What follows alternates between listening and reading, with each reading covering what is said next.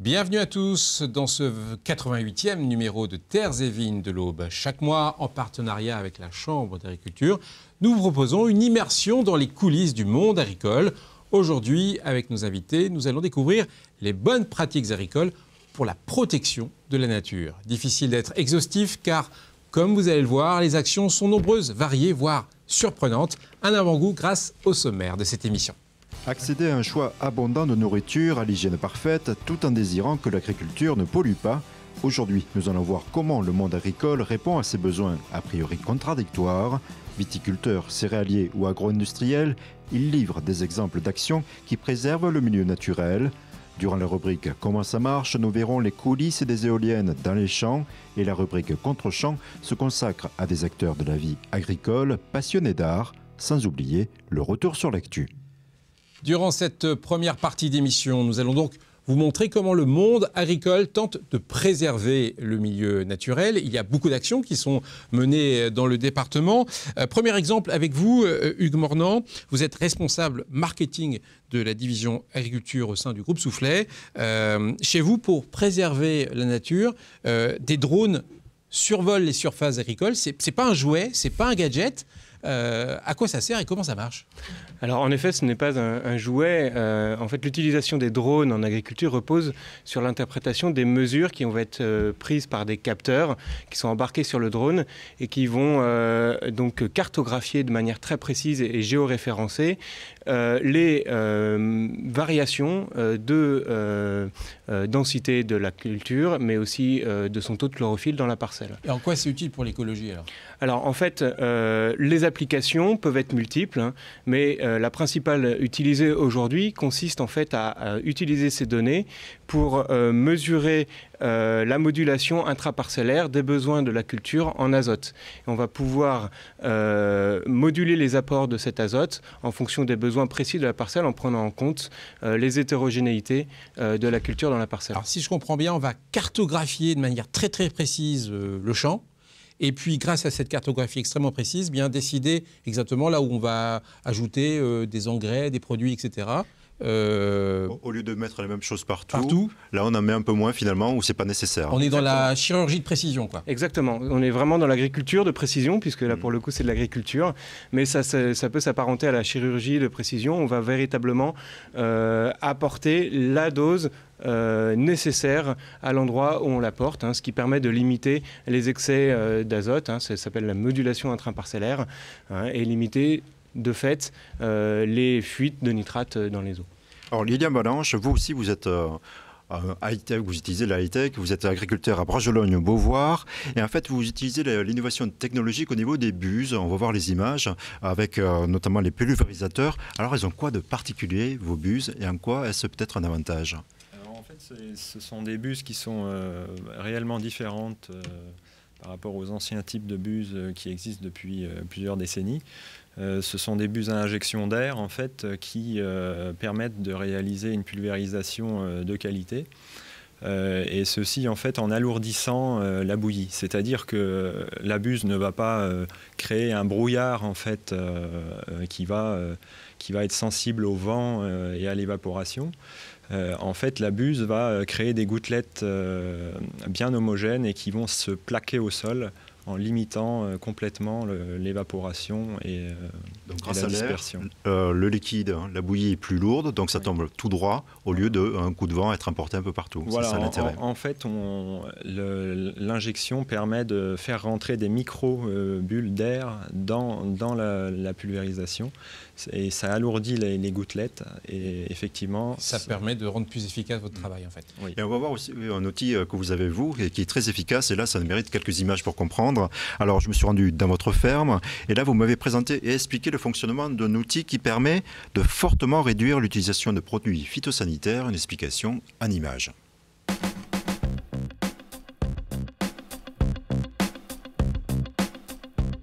Au semis, on va semer le tournesol dans le champ. Le tournesol se trouve entre les deux plaques vertes et on va y déposer un désherbant uniquement sur la largeur, sur 10 cm autour de la plante. Et cette zone qui est entre les rangs de tournesol, en fait, n'est pas désherbée. L'espace entre rangs représente 65% de la surface du champ. Donc par conséquent, on réalise une économie d'herbicide de 65%. L'investissement en temps et en matériel est important, mais au final, on s'y retrouve vraiment techniquement. On a de très bons résultats en termes de désherbage. Et économiquement, il ne faut pas oublier que c'est une solution qui est rentable.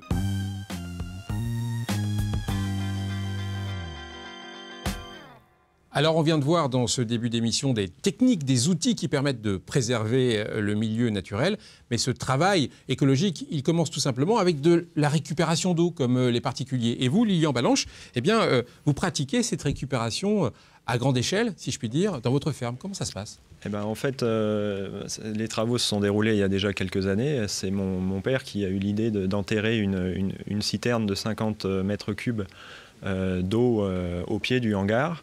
Et en fait, cet hangar récupère la totalité des eaux de pluie des bâtiments.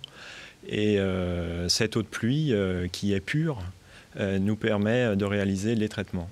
Oui, parce que ce n'est pas simplement une économie d'eau, si je puis dire, c'est que cette eau-là, cette eau, elle est vraiment encore plus utile que si vous utilisiez l'eau du robinet, si je puis dire. Plus efficace que l'eau du réseau, voilà. Parce qu'en fait, elle n'est pas calcaire et elle ne contient pas de produits chimiques.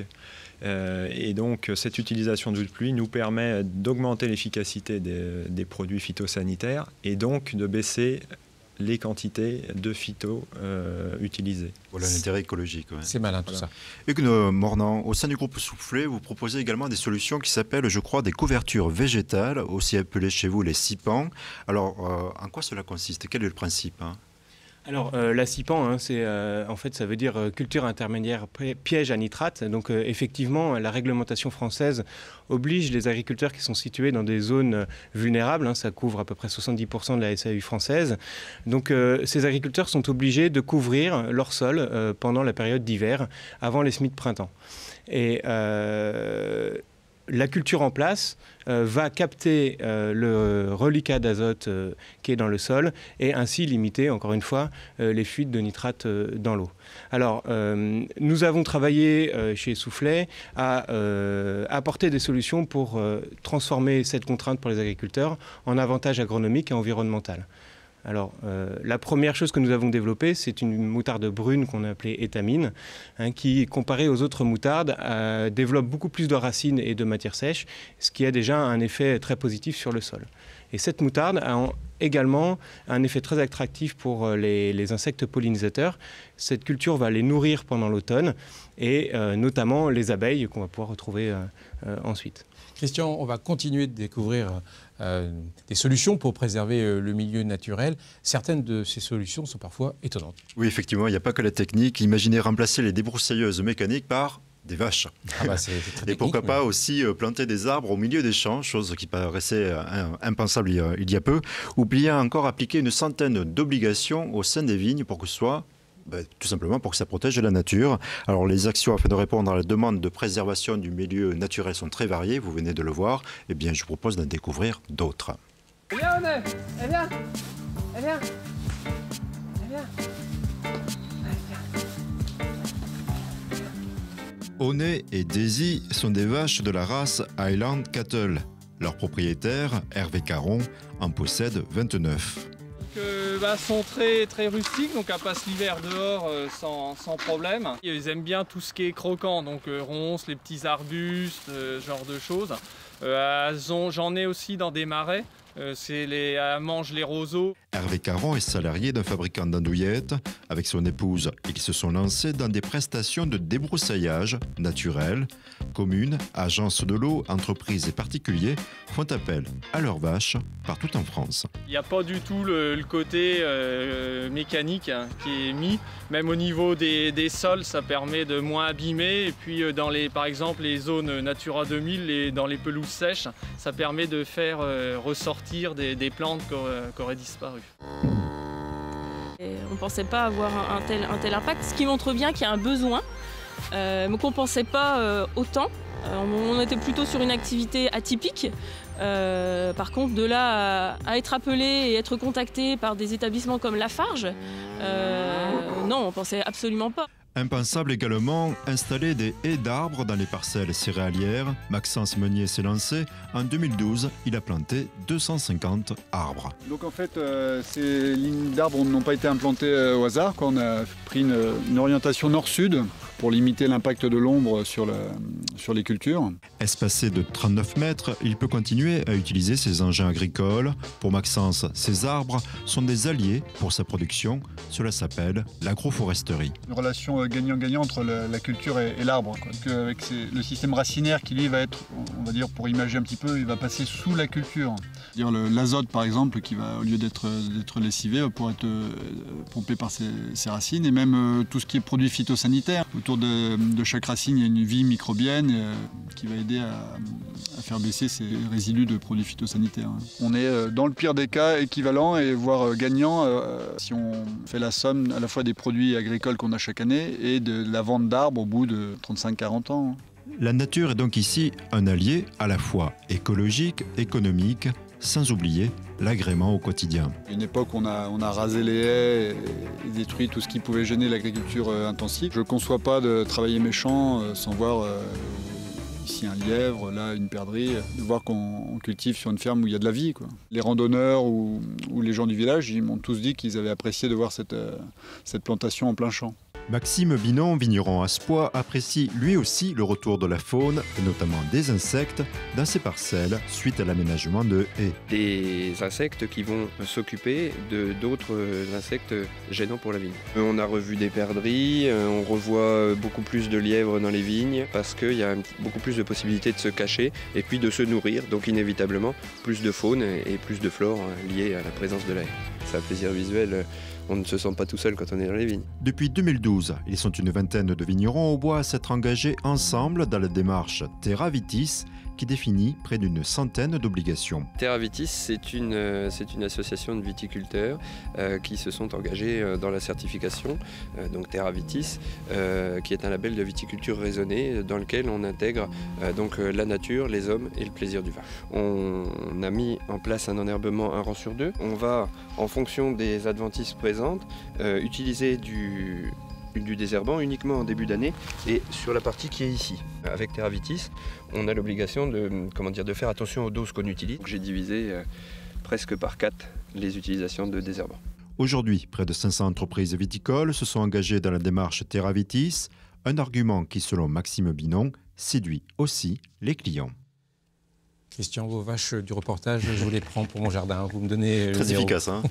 Hugues Mornant, le groupe Soufflet intervient sur l'ensemble de la filière agricole, du champ à l'assiette. Mais est-ce que vos clients, ils vous demandent des solutions pour préserver l'environnement? Est-ce que c'est une initiative de l'entreprise ou est-ce que vraiment il y a une attente? Alors effectivement, il y a une attente. Nous avons monté des partenariats avec certains de nos clients industriels avec pour objectif de mettre en place des pratiques qui vont préserver l'environnement et la biodiversité. C'est le cas notamment de la marque préférée des Français, Lu, avec sa démarche Lu Harmonie, qui demande à tous les maillons de la filière de mettre en place en effet des actions qui vont préserver la biodiversité et l'environnement. Merci à vous deux d'avoir répondu à nos questions. Je vous propose à présent de faire un tour de l'actualité agricole auboise grâce au retour sur l'actu. Alors Christian, l'Aube possède un lieu où la nature est particulièrement préservée. Il s'agit du parc naturel régional de la Forêt d'Orient. Et là aussi, il y a un lien avec le monde agricole. Notamment en lien avec l'opération Route des Salamandres qui a fêté son 20e anniversaire cette année. Elle consiste à protéger grenouilles, salamandres et autres batraciens des dangers de la route durant leur période de reproduction. Alors fin janvier, le lycée agricole de Sainte-Maure a participé à cette opération qui empêche donc ces animaux de franchir la route départementale que vous voyez. Cela évite qu'ils soient écrasés. Une action pas si éloignée du futur métier de ces étudiants. Ils font partie de la filière Bac Pro Gestion du milieu naturel et de la faune. Leur futur métier, tout simplement intervenir en milieu agricole afin de protéger la nature. Autre actualité plus près de nous, le Salon international de l'agriculture qui a lieu à partir du 21 février jusqu'au 1er mars. Et les Aubois seront là, figurez-vous, que la vache auboise Adi Uzès, qu'on l'on voit là, qui est très belle, a été sélectionnée pour le concours des plus beaux animaux de France. Alors, elle a 2 ans, elle mesure 1,53 m, elle est productrice de lait pour l'AOP Chaours. Alors, ses propriétaires sont très fiers d'avoir été sélectionnés et leur ferme se trouve près de la commune de l'Écroute. Adi Uzès défilera lundi devant le jury, une affaire à suivre. Magnifique rondeur, je suis amoureux des vaches ce soir. D'autres animaux à présent, il s'agit de moutons. Alors là, ça se passait le 5 février. Des agriculteurs venus de toute la région et même au-delà ont été invités à découvrir le fonctionnement de la ferme de Jean-Roch Lemoine à Champfleury. À la tête de ces 1700 animaux, son objectif visait à convaincre les céréaliers de se lancer dans la diversification de l'élevage. Et je propose de comprendre pourquoi, tout simplement avec ces interviews. On arrive à faire vivre notre famille, à faire vivre la famille des salariés. Donc pour moi, c'est un pari réussi. C'est une production aujourd'hui, on est déficitaire par rapport à la consommation française, donc il y a une marge à jouer là-dessus. On est en capacité à doubler la production. On va même dire que la grande distribution, elle en voudrait beaucoup plus. Du coup, c'est tout le discours de Jean-Roch aujourd'hui et de Sébastien cet après-midi de prouver que le mouton, en plus, ça rapporte. Ça rapporte et c'est très utile. Dernière actualité. Oui, on va parler de Champagne et on va plutôt parler d'un anniversaire. C'était le 7 février à l'hôtel de ville de Troyes qui accueillait la confrérie du Saultebouchon. Celle-ci a pour but de défendre les intérêts et les traditions du monde du champagne. Alors, à ce titre, elle a intronisé de nouvelles personnalités locales, le tout sans se départir de la bonne humeur associée à ce vin de fête. Enfin, Fabrice, dernières informations. Je vous laisse savourer ces beaux chapeaux. Ah oui, j'en rêve. Je sais que l'un de nos journalistes a utilisé ce costume. Oui, ça fait rêver. Dernière information, Fabrice, c'est pour un agenda à venir, des rendez-vous importants, il me semble. Il y a tout d'abord rencontre agri-citadine. Cela se déroule le samedi 4 avril, place de l'hôtel de ville. En fait, c'est tout simplement les agriculteurs qui viennent en ville et vous pourrez aller échanger avec eux et déguster également. Notez sur l'agenda donc parce que c'est dans quelques semaines, mais il faut prévoir. Autre rendez-vous très apprécié des Aubois, ça y est, on a la date pour le futur dimanche à la campagne. Ce sera le dimanche 19 avril dans tout le département et cette année, près d'une 60aine de sites participent. Et on aura l'occasion dans Terres et Mines de l'Aube de découvrir en exclusivité, si je puis dire, en amont, quelques bons conseils. Cet événement exceptionnel. Nous allons découvrir maintenant une autre facette de la protection du milieu naturel. Des agriculteurs aubois se sont lancés dans la production d'énergie éolienne. Ils nous expliquent comment ça marche. C'est d'ailleurs le titre de cette rubrique. Christian, vous vous êtes rendu à Longueville-sur-Aube, où des agriculteurs se sont regroupés pour produire de l'énergie éolienne. Oui, effectivement, c'est un autre métier et je propose de découvrir pourquoi ils se sont lancés et aussi qu'est-ce que ça implique au quotidien pour simplement entretenir un parc éolien. Reportage. Sébastien Rampeneau intervient sur ce site de 11 éoliennes situé à Longueville-sur-Aube. Il doit faire face à une panne générale. Donc là, l'équipe de maintenance, elle va intervenir et ils vont venir redémarrer la machine. Les apparences sont trompeuses, car en fait, Sébastien est agriculteur. Il s'est associé avec 10 autres exploitants afin d'installer leur propre parc de production d'énergie. C'est né d'une discussion avec un ami qui revenait d'un voyage d'études aux Pays-Bas, où le nouveau business des agriculteurs hollandais, c'était la production d'énergie et notamment éolienne. Il a dû tout apprendre. Chaque lot d'éoliennes est relié par câble à un poste source, lui-même connecté au réseau ERDF. Ces câbles sont enterrés à 1,10 m de profond. Comme tout câble, c'est le même protocole que pour les câbles EDF normaux. Donc il y a un poste de transfo dans chaque machine et on livre EDF en 20 000. La même chose que les lignes moyenne tension. Pour des raisons évidentes de sécurité, une éolienne est remplie de capteurs et de commandes à distance. Sébastien a appris à interpréter ces informations et à réagir en fonction des événements. Nous, on est alertés via nos systèmes de messagerie. Il y a différents statuts. La partie maintenance, elle nous est vendue avec les éoliennes et c'est lui qui assure la maintenance des machines.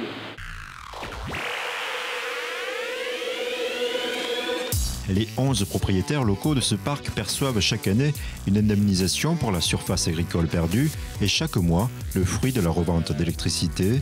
Aux yeux de Sébastien, le fait que ce projet soit porté par des locaux représente une différence majeure et un développement logique.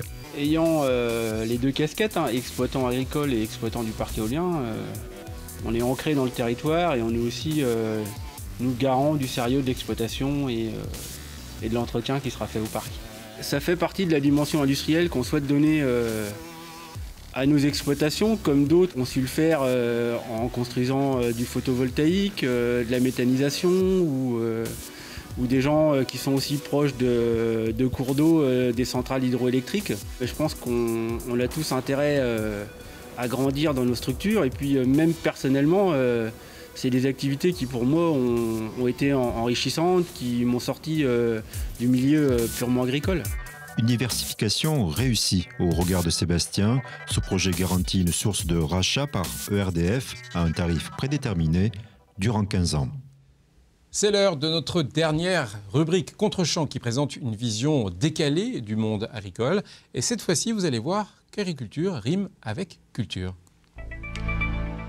Christian, vous avez rencontré 3 personnes liées au monde agricole, mais 3 personnes qui ont un point commun. Oui, toutes les 3 exercent un passe-temps lié tout simplement à une activité artistique. Ils sont soit sculpteurs, soit chanteurs ou bien peintres. Et je propose de découvrir ces portraits qui sont aussi de gens très très généreux. Le public l'appelle le sculpteur paysan. À Chécy-les-Prés, René Prestat, ancien agriculteur, a attendu sa retraite pour s'exprimer à travers la sculpture. Le cerveau est libre. On fait ce qu'on ressent. À partir de souches d'arbres, son inspiration puise dans son vécu. Ici, il exprime la détresse des chevaux.